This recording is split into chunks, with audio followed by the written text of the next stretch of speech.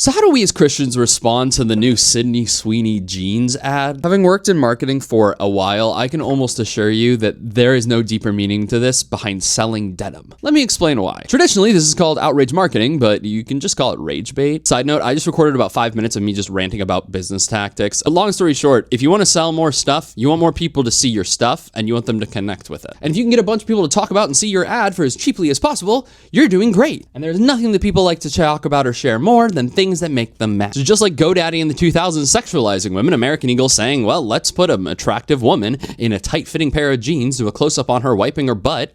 Everyone's going to talk about this. And you know how we know it's successful? American Eagle told TMZ that 71% of people, when polled, found that, guess what? The ad was appealing to them. This isn't a sign of like the culture becoming more sexualized. This is actually a direct ripoff of a Brooke Shields 1981 Calvin Klein ad. It's the same energy as that Apple TV show where John Hamm broke into a Catholic church and just started snacking on the Eucharist. And you had whole bishops talking about that, sharing it on social media, saying this is evil. We need to decry this. We need to boycott Apple TV. Guess what? You're amplifying what they want you to amplify. You're falling for their trap. Yes, this is definitely an immodest ad. I'm not saying it's something that we should celebrate, but if we talk about it and rage about it and share about it, guess what's gonna happen? They're gonna do it again because it worked. I understand the irony of me saying this in a video where I just talked about this whole thing, but our response should be, hey, wow, look at that.